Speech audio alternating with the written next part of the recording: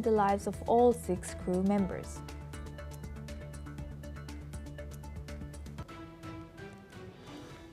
Now we start with Israel. Israel's military confirmed the return of the remains of Staff Sergeant Itay Chen from Gaza, marking another step forward in the first phase of the U.S.-brokered ceasefire deal. The 19-year-old soldier is identified as an Israeli-American soldier who was abducted by Hamas on October 7, 2023, and was officially declared dead in March this year. The IDF has expressed deep condolences to his family and reaffirmed its commitment to bringing all deceased hostages home. On 4th October, remains of another hostage were returned as Hamas continues to hand over bodies under the ceasefire that began on October 10th. Now we welcome Sasha Majda. He's a political commentator, joins us live from Jerusalem. Thank you very much, Sasha, for joining us again. Good to see you. Sasha, now looking at this, what's the situation of hostage release, or how many hostages have come back to Israel so far? So far, since the beginning of the Trump peace deal, we've seen 20 living hostages that were finally reunited with their families, 20 living hostages that are now able to start the rehabilitation process, reunite with their families, and hopefully have a better future here in Israel, and another chance, because they spent 2 years under the worst conditions, under inhumane treatment in the tunnels of Gaza. And finally, we're full of joy that those 20 living hostages are home. Since the beginning of the ceasefire, Hamas had 72 hours as well to release the 28 deceased hostages, as agreed on the deal. But Hamas has been in constant violation of this clause of the deal since they failed to release these 28 hostages. Hamas claimed to not know where all the bodies of the hostages are, so they slowly started drip-drabbing hostages. A few hostages' bodies every day were being released until today. We now have 7 bodies of hostages that are still held in Gaza, still brutally held in Gaza. And Hamas continues to play with the pain and suffering of the families that deserve a funeral, that deserve a proper and dignified funeral for their loved ones. So as of now, there's 7 left. Hamas claims to not know where most of them are, but Israel intelligence knows that at least 4 more are within Hamas's reach.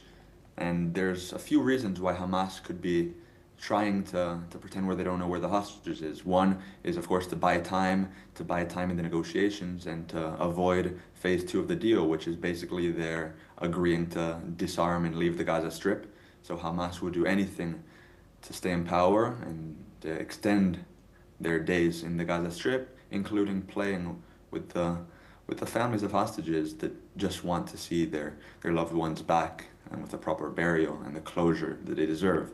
Another reason why they're holding on to the bodies could be to allow for equipment to enter the Gaza Strip that's used for returning or for searching for bodies. For example, these huge trucks that could enter and try and find bodies could also be used for their tunnel building capabilities. So Hamas knows where the bodies are. Hamas is using these bodies as bargaining chips, but each time the mediators, the Israel and the United States, puts the pressure on Hamas, they somehow find the bodies. So that's what must continue, pressure on Hamas until all of the bodies of the deceased hostages are returned and we can enter phase 2 of the deal. Do you think that Israel and Gaza Strip is ready for phase 2, or do you think there's still a lot of challenges that lie and a lot of resolved issues lie between phase 1 and phase 2? The main issue that lies between phase 1 and phase 2 is the release of the deceased hostages. They were all supposed to come home. The families need the closure, and Israel cannot allow a situation where even one body of a deceased hostage is remaining in Gaza. These families, their pain needs to end. They need the closure. And if Israel is not able to return all these 7 hostages, then it will create a situation where terrorist organizations around the world will know that they can take hostages, keep them in perpetuity, and not face any consequences. So these hostages must return, and then we can move on to phase 2 of the deal. One obstacle, of course, is also the de-radicalization of the Gaza Strip. I mean, the Gaza Strip must be reconstructed. the Gaza Strip has faced severe destruction. Hamas has inflicted a horrible tragedy on the people of Gaza and on the Gaza Strip. But unless we see a full de-radicalization of Gaza, then this reconstruction will only allow some sort of force as Hamas and this ideology that seeks to destroy the state of Israel to try and plan another October 7th. So I think that Trump's proposal to the UN for a UN-backed force could be a significant step forward in phase 2 of the deal.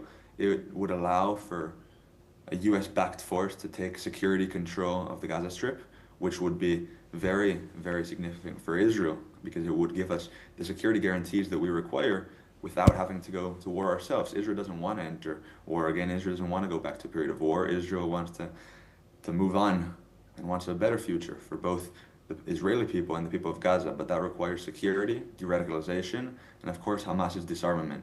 So once we can release the bodies of the hostages, then phase 2, the implementation becomes much easier. As Trump said, this ceasefire is not fragile. And I think that's the key word. Trump saying this is not meaning that Hamas wants to disarm voluntarily.